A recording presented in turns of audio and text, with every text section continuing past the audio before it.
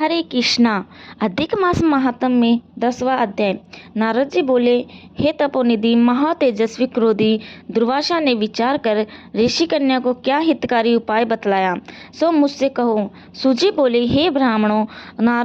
नारद का प्रश्न सुनकर श्री नारायण जी बोले, हे नारद सुनो, मेघावी ऋषि की पुत्री का दुख दूर करने के लिए कृपालु मुनि ने जो गुप्त उपाय कहा वह मैं कहता हूँ। दुर्वासा बोले, हे सुंदरी सुन, गुप्त से भी गुप्त एक उपाय मैं तुमसे कहता हूँ जो किसी के कहने के योग्य नहीं है, परंतु तुमसे विस्तार पूर्वक न कहकर संक्षेप में कहता हूँ। हे सुभगे, इस मास में जो भी तीसरा मास आएगा वह पुरुषोत्तम मास है।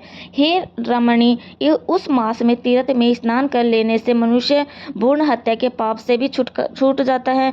इसकी कार्तिक आदि 12 महीने तुलना नहीं कर सकते।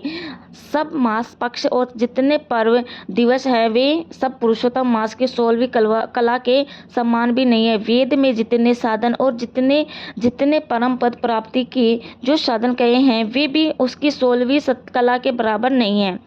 1200 वर्ष तक गंगा स्नान करने से और सिंह की बृहस्पति में गोदावरी में एक बार स्नान करने से जो फल प्राप्त होता है वे सुंदरी वह फल कहीं भी एक बार पुरुषोत्तम मास में स्नान कर लेने से प्राप्त हो जाता है। श्री कृष्ण के प्रिय, इस पुरुषोत्तम मास में स्नान, दान, जप आदि करने से सब मनोवांछित फल प्राप्त होते हैं। इसीलिए तुम शीघ्र ही पुरुषोत्तम मास की आराधना शुरू कर दो। मैंने भी इसका सेवन किया है। हे बाले, एक समय की बात है कि मैंने क्रोधित होकर राजा अपीरिय को भस्म करने के लिए कृपा नाम की राक्षसी भेजी थी। तब हरि भगवान ने अपना तजो में जलता हुआ चक्र मुझे ही भस्म करने को मेरे पीछे भेज दिया, परंतु मेरे पुरुषोत्तम मास के व्रत करने से सुदर्शन चक्र वापस चला गया। हे सुंदरी, उस चक्र में त्रिलोकी को भस्म कर देने की शक्ति है, परंतु वह मेरा कुछ नहीं बिगाड़ सका। तो मुझे आश्चर्य हुआ। हे सुभगे, इससे तुम श्रीमान पुरुषोत्तम मास का सेवन करो, तुम्हारे दुर्भाग्य के दिन भी फिर जाएंगे। मुनिराज मुनि कन्या से ऐसा कहकर चुप हो गए। तब श्री कृष्ण बोले, हे युधिष्ठिर, दुर्वासा के वचन सुन होनहार के वश वह मूर्ख मुनि वाला मन में क्रोध कर मुनि श्रेष्ठ दुर्वासा से बोली है, हे ब्राह्मण, हे मुनिवर, आपका कथन मुझसे अच्छा नहीं लगा क्या? माघ आदि निशार हो गए क्या? कार्तिक मास का महत्व कम हो गया? यह समझाकर बताइए, क्या वैशाख मास इच्छित फल नहीं देता? क्या सदा शिव से लेकर जितने देवता हैं वे आराधना करने से इच्छा फल नहीं देते? पृथ्वी पर सूर्य देवता जिनके प्रत्यक्ष दर्शन है वे तथा अंबिका देवी मनोरथ पूरा नहीं करती।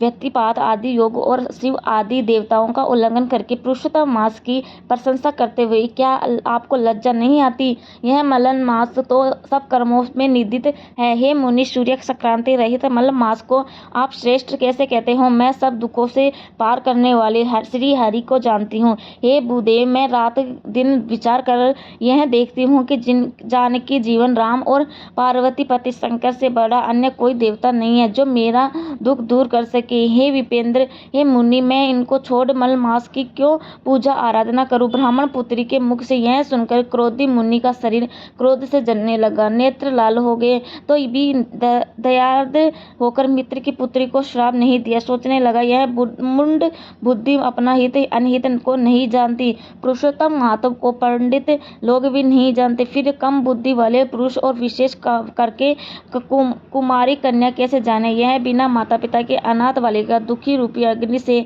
तपित है, यह मेरा अत्यंत उग्र श्राप कैसे सहेगी? यह सोचकर मन में दया आने के कारण क्रोध को दूर करते हुए मुनि शांतचित्त हो उस कन्या से बोले, अरे अबोध बालिका, मित्र की कन्या होने के कारण मैं तुम पर कुपित नहीं हूँ, तुझे जो अच्छा लगे वही करे।